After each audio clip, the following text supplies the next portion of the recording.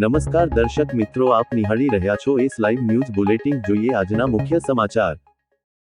સામાજિક એકતા અને ભાવિ પેઢીના સંસ્કાર માટે મહેસાણા ખાતે આયોજિત ભવ્ય મહાસંમેલન સફળતાપૂર્વક સંપન્ન થયું।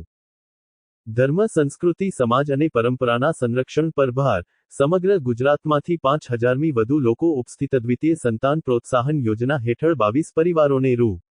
25,000નું પુરસ્કાર વિતરણ। 10 વર્ષથી વધુ સમયથી સંયુક્ત કુટુંબમાં રહેતી 180 મહિલાઓનું વિશેષ સન્માન। ગુજરાત, 11 જાન્યુઆરી 2026। શ્રી વિશ્વકર્મા નિર્માણ ફાઉન્ડેશન દ્વારા પંચાલ સમાજના સર્વાંગી વિકાસ, સામાજિક એકતા અને ભાવિ પેઢીના સંસ્કાર માટે મહેસાણા ખાતે આયોજિત ભવ્ય મહાસંમેલન સફળતાપૂર્વક સંપન્ન થયું।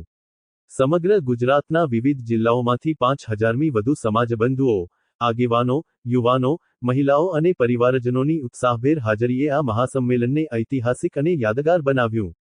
તારક ચિહ્ન આ પ્રસંગે શ્રી વિશ્વકર્મા નિર્માણ ફાઉન્ડેશનના પ્રમુખ શ્રી સંજયભાઈ પંચાલે જણાવ્યું, આ મહાસંમેલન માત્ર એક કાર્યક્રમ નહીં પરંતુ પંચાલ સમાજની એકતા, સંસ્કૃતિ અને ભવિષ્ય માટેનો સંકલ્પ છે। સંયુક્ત કુટુંબ પ્રણાલી, સકારાત્મક વિચારધારા અને સંતુલિત વસ્તી દ્વારા જ મજબૂત સમાજની રચના શક્ય છે। વિશ્વકર્મા નિર્માણ ફાઉન્ડેશન સમાજના સર્વાંગી વિકાસ માટે સતત કાર્યરત રહેશે અને આવી જાગૃતિપૂર્ણ પહેલો આગળ પણ ચાલુ રાખશે। संजय जयंतीलाल पंचाल, श्री विश्वकर्मा निर्माण फाउंडेशन नो फाउंडर एंड प्रेसिडेंट।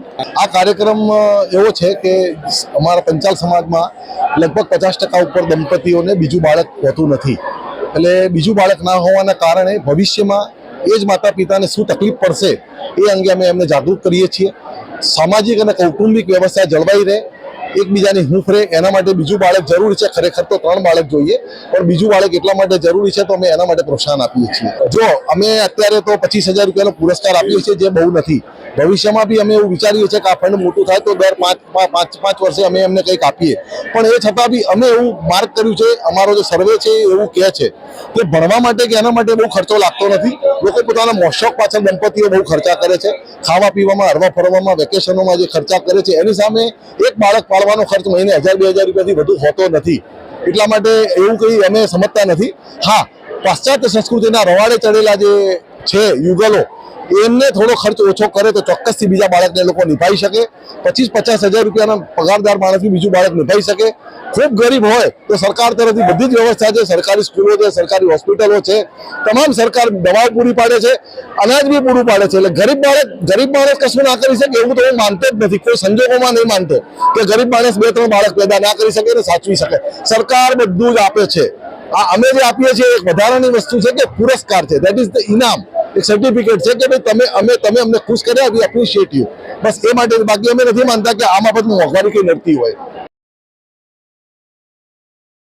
મહાસંમેલનમાં ધર્મ, સંસ્કૃતિ, સમાજ અને પરંપરાના સંરક્ષણ પર વિશેષ ભાર મૂકવામાં આવ્યો। સમાજ સામે ઊભા મુખ્ય પ્રશ્નો જેમ કે વસ્તી ઘટવાની ચિંતા, સંયુક્ત કુટુંબ પ્રણાલીની મજબૂતી અને યુવા પેઢીમાં સંસ્કાર તથા નૈતિક મૂલ્યોના વિકાસ અંગે વિસ્તૃત વિચાર વિમર્શ કરવામાં આવ્યો।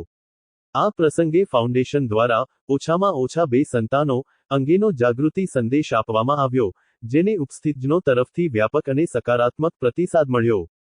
કાર્યક્રમ દરમિયાન દ્વિતીય સંતાન પુરસ્કાર અંતર્ગત 22 પરિવારોને રૂ.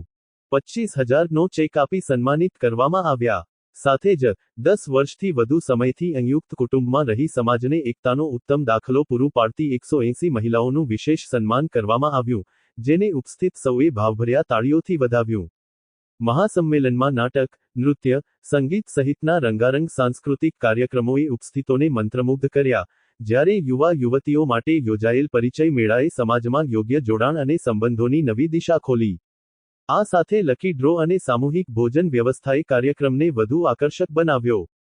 ફાઉન્ડેશનના પ્રતિનિધિઓએ ઉમેર્યું કે આ મહાસંમેલન સમાજમાં જાગૃતિ, એકતા અને સકારાત્મક દૃષ્ટિકોણ મજબૂત કરવામાં મહત્વપૂર્ણ માઇલસ્ટોન સાબિત થયું છે। ભવિષ્યમાં પણ સમાજહિતકારી, સંસ્કાર પ્રેરક અને એકતાવર્ધક કાર્યક્રમો સતત યોજવામાં આવશે તેવી પ્રતિબદ્ધતા વ્યક્ત કરવામાં આવી। તો દર્શક મિત્રો, આ હતા અત્યાર સુધીના સમાચારની ખાસ ગતિવિધિ માટે આપ નિહાળતા રહો એસ લાઈવ ન્યૂઝ બુલેટિન। નમસ્કાર।